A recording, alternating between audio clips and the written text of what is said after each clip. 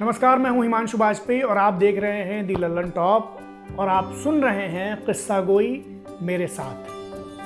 तो आज का जो किस्सा है वो किस्सा है लखनऊ के एक नवाब साहब का। ये नवाब साहब बड़े शौकीन आदमी थे, बड़े खुशमिजाज थे, लेकिन इनकी बेगम का इंतकाल हो गया। बेगम की वफात के बाद ये नवाब साहब दुखी रहने लगे, उदास रहने लगे, इनका मन मलिन हो गया। कोई चारा नजर नहीं आता था। जब इन्हें इस कदर दुखी देखा तो इनके आसपास वालों को, इनके अहले खाना को, इनके अजीज़ों को ये फिक्र हुई कि अगर ये इसी तरह उदास रहेंगे तो ज़्यादा दिन जी नहीं पाएंगे। तमाम तदबीरें हुईं, लेकिन नवाब साहब के दिल का दुख न मिटा तो न मिटा।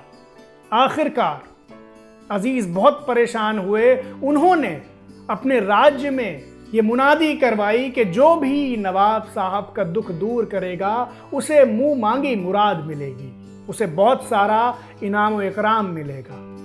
कई कलाकार आए, उन्होंने नवाब साहब को हंसाने की कोशिश की, मगर कामयाब न हुए। आखिर को एक किस्सा गो का पता चला जो लखनऊ में ही रहता था।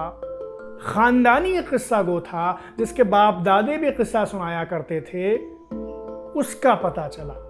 मगर मुश्किल ये थी कि ये जो किस्सा गो था ये बहुत लालची था, पैसे को ज़रूरत से ज़्यादा महत्व देता था, सूद व ज़िया में यकीन करता था। इसलिए अब ज़्यादा लोग इसके पास किस्सा सुनने जाते नहीं थे। जब राजा के अजीज़ों को, नवाब के अजीज़ों को ये पता चला कि ऐसा कोई किस्सा गो मौजूद है तो ये उसके पास पहुंचे। किस्सा गो ने बड़े चिड़चिड़े अंदाज में कहा कि भाई, मैं तो बिना पैसे के नहीं सुनाता हूं, मेरे लिए यह खिदमत का काम नहीं है, पेशा है। नवाब के अजीजों ने कहा, अरे तुम आओ तो सब इंतजाम हो जाएगा। वो किस्सा गो आया, अपने फन का माहिर था, उसने बयान शुरू किया और जैसा कि होता था उस किस्सा गो ने उस दुखी नवाब को, कि जो पिछले काफी वक्त से हंसा ही नहीं था, जब किस्सा सुनाया तो हंसा दिया। नवाब उस किस्सा गो के फन से बहुत खुश हुआ और उसने फौरन उस किस्सा गो का शुक्रिया अदा किया। और उसके बाद नवाब ने एक सुनहरा बटुआ मंगाया और वो सुनहरा बटुआ उस किस्सा गो की तरफ बढ़ाते हुए कहा कि ये हमारा खानदानी बटुआ है। ये सुनहरा बटुआ हमारे घर में पीढ़ी दर पीढ़ी एक नस्ल से दूसरी नस्ल के पास जाता है। मैं तुम्हें यह देना चाहता हूं क्योंकि मैं तुम्हारे फन से बहुत खुश हूं। मगर वो किस्सा गो इस कदर लालची था, इस कदर चिड़चिड़ा था कि उसने उस बटुए को हाथ ही नहीं लगाया।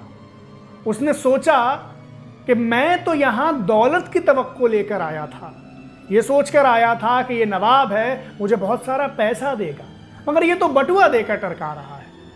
तो उस किस्सा गो ने उस नवाब से कहा कि भाई, मैं नजराने नहीं लेता, मैं तोहफे नहीं लेता, मैं तो पैसे लेता हूं, तो मुझे वो अता फरमाइए।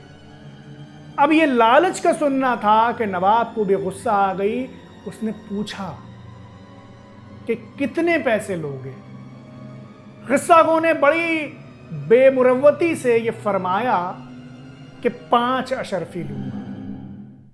नवाब ने फौरन जो बटुआ वो किस्सा गो को दे रहा था उसे उल्टा, उसमें से 100 अशरफियां निकली। उन 100 अशरफियों में से 5 अशरफियां नवाब ने गिन करके किस्सा गो को दे दी और उसे वहां से रुखसत किया। यानी वो किस्सा गो जिसे 100 अशरफियां मिल रही थी, उस सुनहरे बटुए में उसने अपने लालच के चलते वो 100 अशरफियां गवा दी और सिर्फ 5 अशरफियां उसके हिस्से में आई।